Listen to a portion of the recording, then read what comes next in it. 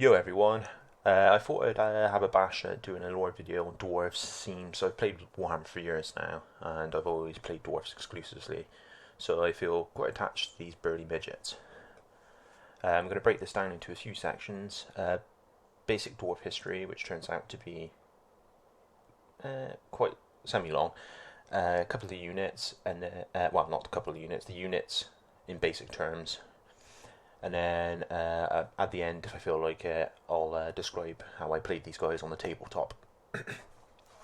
Right, so let's get this shit started. Darwi, or dwarves in human tongue, are an ancient race of badass motherfuckers, believed to be directly descendant from the god Sgrugni, the god of mining and smiths, Grimnir, the warrior god, and Valia, the goddess of healing and protection. With their gods, they laid claim to an area known as the World's Edge Mountains, which is now borders the Empire, but the Empire wasn't around when they first come about. This is where they built mountain strongholds known as Carracks. These fortresses are impressive, to say the least. Like, they're massive, and there's no other artisans in the whole world can compete against dwarf artisans. So it also so it makes sense as well that Arazankor, which is the word for the Dwarven Kingdom, it literally means everlasting realm, and mountain and extreme durability mean the same in Dwarvish language, and the capital is known as Karak, which is the Everpeak. So you can see there that Karak, mountain stronghold, Karaz, they're all derivatives from the same word, pretty much. So next up in the history, after basically going from building with flint and shit to these forts and working out metalsmithing, is the coming of chaos, which fucked up everything, except for the dwarfs. They just lolled from their mountain strongholds, because dwarfs were just fucking rafflecopters in the beginning of their history. Basically, Grugni was like, yo dog, shit's gonna happen, close your doors and drink ale. So dwarfs did that. They just sat inside their strongholds as turbulent winds of multicoloured magic clouded the air. After this shitstorm, the dwarfs opened up their keeps, just to be greeted by mutilated beasts of rape that wandered through the mountains. But there's more to this clusterfuck, as demons also joined the party. But like I said, dwarfs are badass motherfuckers. Grugni taught his people the art of runesmithing, because dwarfs can't use magic to imbue their gear. They can't use magic, so they imbue their gear with magic. Sorry. So when the demons come rocking up to the dwarfs in their keeps, they're just like, bitch please, and fucking just slapped a hoe. And dwarfs fucked up so much shit with the demons that they actually cleared the World's Edge Mountains for a while.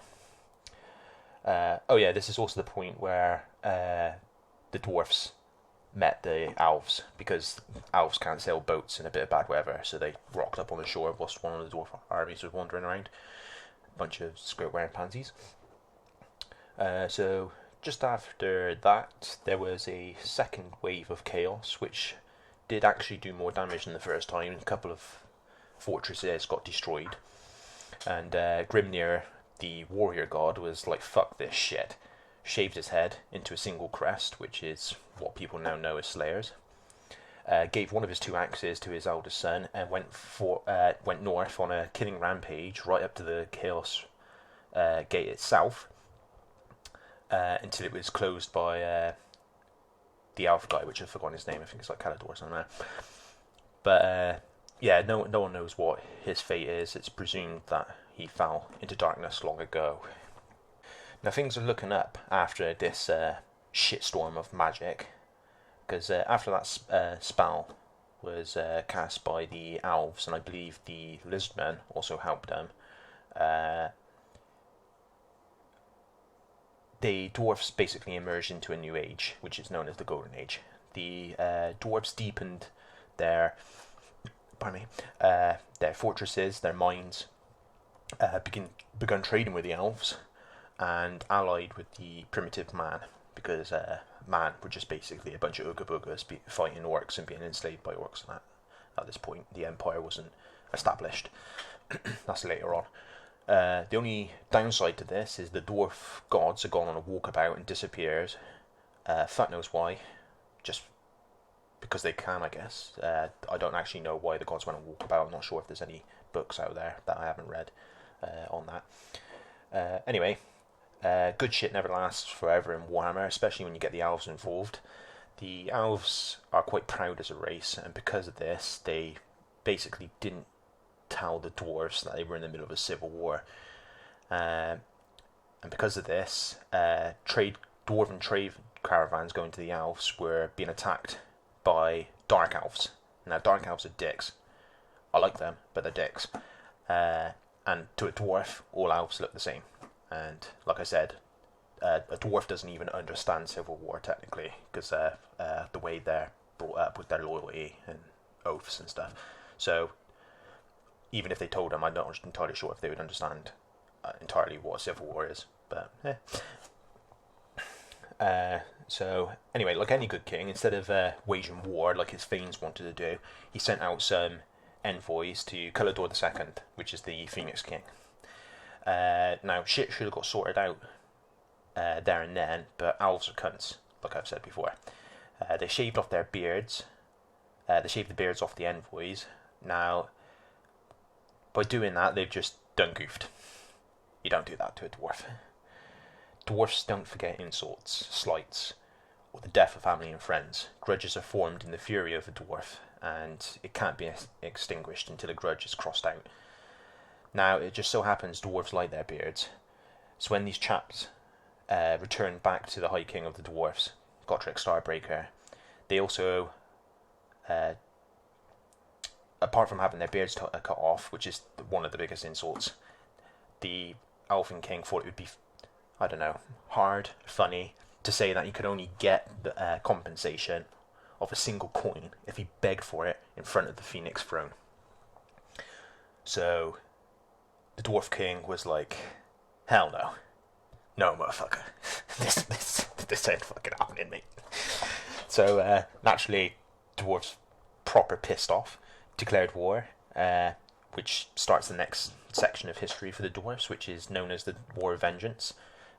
And as I've said before, the elves done goofed, because never before or since has a sight been seen of the full might of the dwarves' march into war. The war lasted 4 centuries, just to put it into perspective, 4 fucking centuries, and it was ended in a battle outside the city of Tora Alisi was sieged, and this is the battle where Calador II basically couldn't retreat, so he faced Gotrek in one-on-one combat, and we can all guess what happens here. After having his weapon parried and smashed, the elf pleaded for mercy. What the pathetic fools they are. But you fucked with the wrong race, basically. Vengeance was a burden he carried, so he brained that motherfucker with one last swing of his hammer and took the Phoenix crown, proclaiming the grudge settled. And guess what? We still have that crown back at Karazakrak. Now, the next part of history goes to the Time of Woes, which is a long-ass section, so I'm going to boil it down for you. Shit does not go well. Earthquakes fuck up everything, and I believe the earthquakes were created by lizard men. Now, I can't remember why, but the lizard men were trying to do something, and it causes all the earthquakes. I'm pretty sure, but not 100%. Now, the Karaks, the mountain strongholds, were pretty much almost unbreakable from the outside. But because of these earthquakes, massive vents opened up underneath, basically in the civilian quarters of these strongholds, and everything from Skaven, orcs and goblins and other monstrosities come up through these vents and fucked everything up from the inside. Flooding and other natural disasters from these earthquakes also killed a fucking load of people, well, dwarfs, inside these keeps. So that's basically the start of the fall of the, well, not the fall. This is a ebb and flow, but this is when the dwarfs start to go down a little bit. The upside of this shitstorm is the humans saved the dwarf High King at the time, Kurgan, after he was captured by orcs when the orcs ambushed him. Because of this, he was given as a token of friendship a runic hammer known as Galmaraz, you might know of it. And it said that the dwarf and the armies of dwarves and men held back an orc invasion so massive it would have skull-fucked everything in the old world. But the dwarves and men went all 300 on their ass and bottlenecked them in a valley, basically. After this battle, it is believed that Sigmar founded the Empire, but the dwarfs believe that the Empire's true roots began when he saved their High King. Years later, chaos popped up again, but basically we just bitch slapped him back up north with the Empire. I'm not going to go into that, it's a bit meh. But then we have the Age of Reckoning, which is interesting. It's a bit brief, this is going to be, because I actually like Thorgrim. I'm not giving him justice here about how badass he actually is as a king. But before he became king, the High King before him, Alaricsson, was dying from a wound, and he had no heir. So basically he got a council together of all the most powerful lords and thanes, and was like, go and prove yourselves to me, and you'll gain the throne. You've got 1 year, now fuck off. A year passes, and he's about to pronounce the next king, when they all convene. A couple of the lords never actually come back, being because they've died trying to prove themselves, basically. He's almost going to pronounce the next king, and then Thorgrim rocks up with something that hasn't been seen for 1,000 years, and it's the fucking dwarves from Norsca, right up north. Not only has he re-established old connections between the dwarfs over there and the dwarfs as we know them in the old the World's Edge Mountains, but he also entered several lost holds, claiming back old artifacts. Now, the dudes, the elders of the council, cried when they passed around these artifacts, because this is stuff from like forgotten ages, like the golden ages. Like this stuff was lost during the earthquakes and that, when keeps got overrun by orcs and shit like that. But Thorgrim went even further, much fucking further. He vowed a vengeance. Now, pretty much all High Kings, when they ascend to the throne, they vow a vengeance to do something. But Thorgrim went a little bit different. He vowed a vengeance to remove all entries from the Great Book of Grudges. Now he's got some fucking cojones, because this book is fucking massive, and it's just full of centuries and centuries of grudges, and even tiny slights that haven't been crossed out yet. With that audacity and tenacity, he was named the successor, Thorgrim Grudgebearer. And that's basically it for the history. Our basic overview. There's a lot more history than that, but the fluff with the basic key factors of the dwarfs establishing themselves, how fucking awesome the dwarfs were, because every single dwarf warrior had runic equipment. Basically, in this time, every single dwarf warrior would have been a hero. They were just heroes. They had magical weapons, magical armour, impervious to arrows. In one of the battles in the War of Vengeance, the dwarves just stood there for like 3 days whilst the elves shot arrows at them. Now, that all went down to hell when they lost a lot of their shit because of the earthquakes. Now, a lot of this shit, a lot of the runic equipment and that is still in these keeps, protected behind ruined doors that orcs and that can't get into. But the problem is, you have to get through the fucking orcs, the goblins and the Skaven. And because they've lost so many numbers, they can't just willy-nilly send out people to go and fight orcs and that. It's just not practical anymore. There's also a lot of fluff on the end times, but I'm not going to go into that because Total Warhammer is it's not about that, as far as I know. It might be later on, and it's got Archeon in it, I know that, but the end times gets fucking weird. So a lot of stuff fucks up in the end time. Well, everything gets fucked up in the end times. But shit gets weird. Right, now onto the units. This is just going to be a basic overview. Dwarf Lords, like I said before, Dwarf Lords have full runic equipment. They're badass motherfuckers. They're just wrecking balls of vengeance. Yeah, that's basically what Dwarf Lord is. They're rich as fuck. That's why they have the runic equipment. They're usually in charge of Carracks. If you're really rich, there are some Dwarf Lords that have lost their keeps, so they usually are in charge of clans and stuff like that. Dwarfs can't use magic, so this is where runesmiths come in. Wizards use magic to cast spells through them, I believe. Basically, they're like a sort of catalyst that bends the winds of magic to cast something. Runesmiths and dwarfs can't do this, so runesmiths imbue the winds of magic into an anvil of doom and unleash it by striking the runes on it. Different order of strikes calls forth a different ancestor god. That's what they're trying to do. Call power from one of their ancestor gods. So you strike it one way, you cast one spell. You strike it another way, another spell is cast. That's the only way dwarves can do it. And it's not as powerful as, say, like elves, because elves rely on their magic more than anyone else, really. Or, well, lizardmen don't. Lizardmen got some rocking stuff. But anyway, dwarf warriors are heavily armoured. They're strong and resilient soldiers. They don't move very fast, obviously, because they're dwarfs, but they can move at a fast, like a reasonable pace for days and days. They've got stamina beyond anything else in the old world. Their dwarves are fucking awesome. They make up the backbone, and they're usually younger dwarves. Like I said, they're heavily armoured and that, but it's usually like mail, a bit of plate, a shield and an axe. They're not super rich, and they're not runic equipment.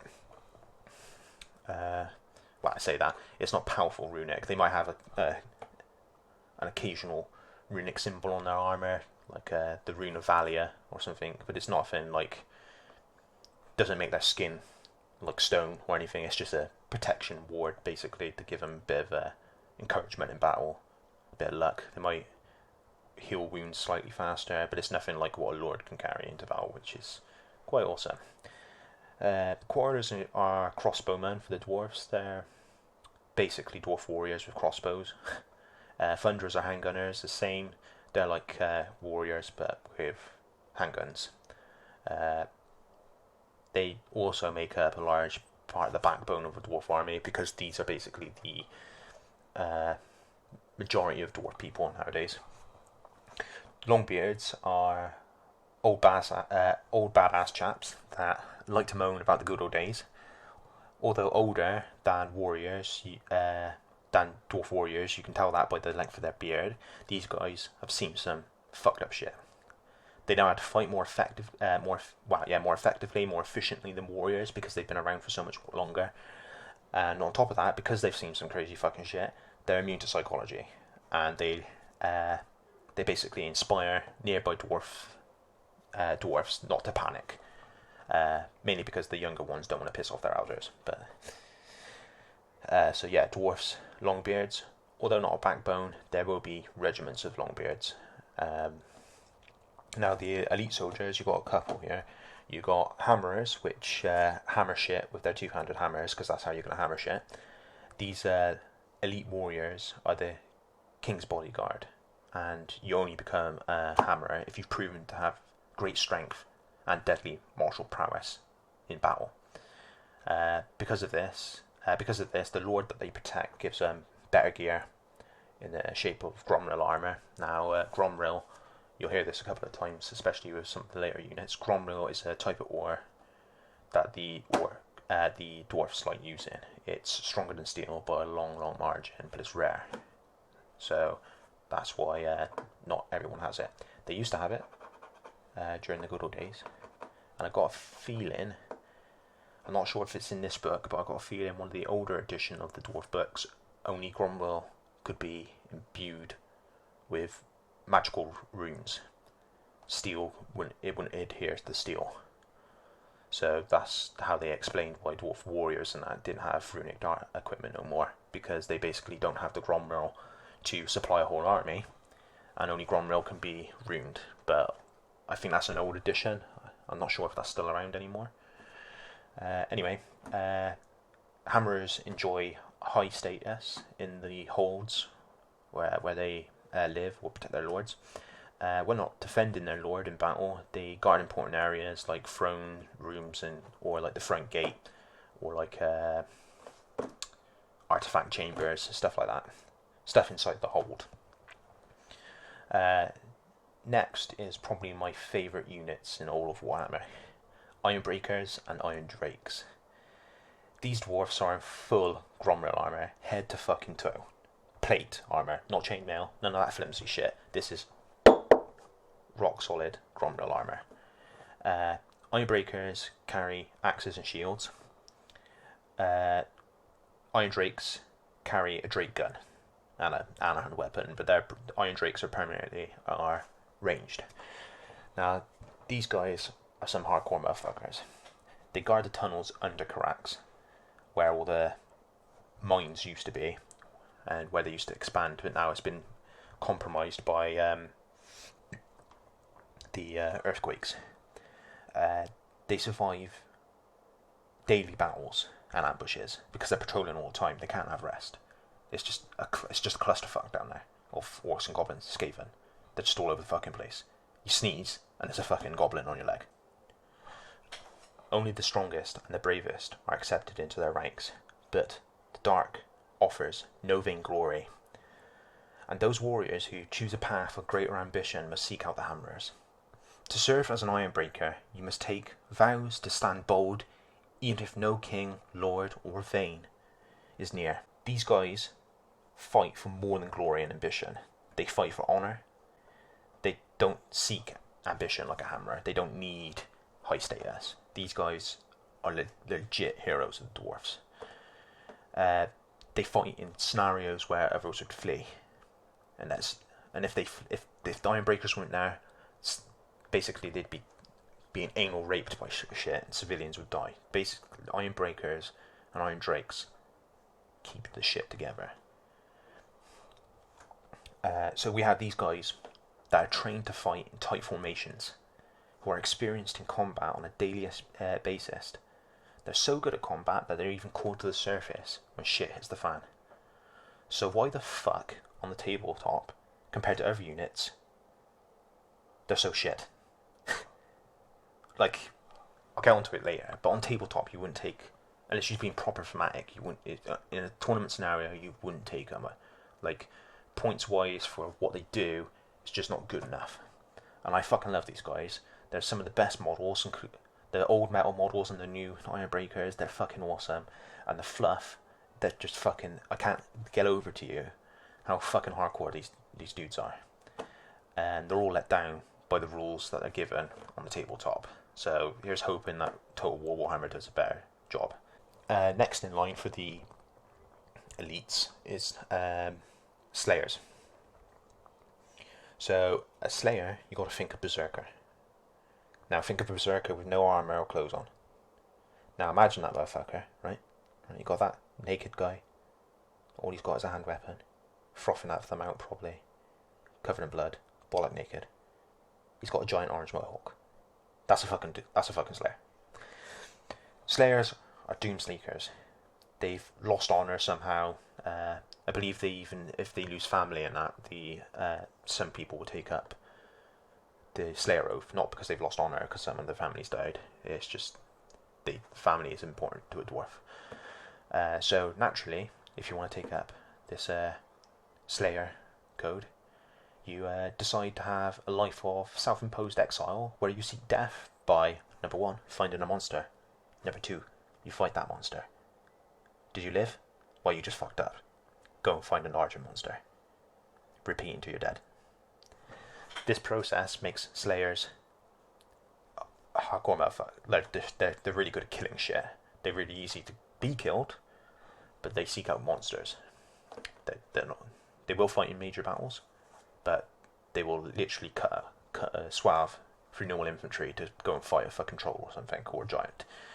Now, that does mean, by this process of fighting monsters and surviving, fighting monsters and surviving constantly, this process means that any Slayer you do meet is psychopathically dangerous.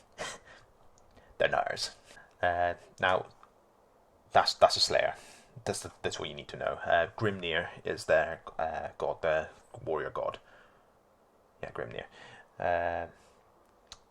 That's why they cut their hair into a crest, because he did that when he went up north, like I said earlier. But anyway, enough of that. Now we've got two other units. They're not elite soldiers, but they're not ordinary soldiers. They're not even soldiers, this next one especially. Miners. They're exactly what they are. Miners are guys with picks. They wear armour because they never used to. You know, down in the mines they never had to wear armour, but now they do because there's shit crawling around.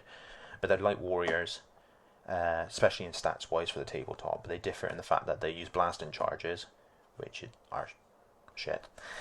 And they have steam drills, which are not shit, but only one guy in the unit can use them, which is usually the leader of the unit, the prospector. The next one is rangers. They are basically surface-dwelling dwarfs, constant surface-dwelling dwarfs with crossbows. They basically maintain pathways in the mountains, find other pathways, and basically try to keep shit under control up there. Trying being the exaggerated word. Then you've got gyrocopters, which are small flying machines with steam guns. These guys were originally used to fly over difficult terrain to drop supplies and messages, especially to those settlements in Karak's under siege at the time. That's what they were primarily used for at the time. Now you've got the bigger brother of that, which is the Goro bomber, which is a bigger flying machine that drops fucking bombs. A bomber. That's it. It drops bombs. That's what it is. It's a bomber. Get over it. Now, dwarves also have cannons, which are cannons, grudge throwers, which are stone throwers, a flame cannon, which is like a short range cannon that spits out fire, bolt throwers, and my personal favourite, an organ gun, which is basically, imagine an organ piano, all those pipes. Now turn that on its side, that's all the barrels of the gun. That's an organ gun. Now, that's a basic overview. Oh yeah, I forgot to mention, dwarf equipment, like the cannon's gun thrower and the organ gun, the flame cannon, all the war machines can be imbued with engineering runes, which can make them more effective on the battlefield. That's why dwarf artillery is better than human standards. So basically, that's a basic overview. You can get more history, or like more fluff on the units. I'm just basically giving you a basic overview of each unit. Now there's some special characters. I think you got Fulgrim Grudgebearer, which is going to be in the game. He's also on a tabletop. Now he's got a lot of fluff. I'm not going to go into his fluff because if you want to know about him, you're going to have to read because he's fucking awesome. But basically, he rides around on a throne, like you've probably already seen for the videos. He's not that good in the tabletop. He's good in the fluff though. Tabletop wise, no. Ungrim Iron Fist is the Slayer King, the last Slayer King of Karak Kadrin, I believe. Yeah, he's an interesting character because he's conflicted. Basically, he has a Slayer oath, so he wants to die, but at the same time, he's a king to his people. And to a dwarf, being a king and having responsibility like that is important. So he can't just die because of all the people he has to protect. So he's an interesting character. Being a Slayer, he's a bit of a fucking Leroy Jenkins. Then you got Forik Ironbrow, which is basically a master rune lord. He has an Anvil of Doom. He goes around with Fulgrim Grudgebearer, I believe, trying to find old artifacts and stuff like that. Now, in the older editions, he used to be good, but the Anvil of Doom in this edition is not too good. I've never used it in a tournament. I've used it in some fluffy games, but tournament-wise, no. In fact, none of the special characters I use in tournaments because they're not good enough. I can make a lord with the runes, which I'll explain later, a lot more effective. Then you got Belakar and Hammer, the true king of the Eight Peaks. So yeah, that's the guy in the eight peak citadel. Like I said, he's a new character, like relatively speaking, and I like him. He's a good model, good character, and I do like his rules. He's just a bit too easy to kill. If he was if he had a little bit better armor, maybe. I don't know. I think no, it's not the armor. It's the wounds. He's only got 3 wounds. That's the problem. Dwarf Lord, I can give him like 6 wounds. That's the problem with that guy. If he had more wounds, I'd be game to use him in tournaments because I like him. He's one of my favourite dwarf characters. Then you got an engineer, Grim Burlockson, I think is, yeah, I'm pretty sure his name. He's quite interesting. He has like a weird like shotgun barreled gun and like a power fist. Then you got Joseph Bugman, which pretty much everyone knows if you know Fluff stuff. The master brewer, Bugman's X beer, whatever it is. He's not too good in the rules,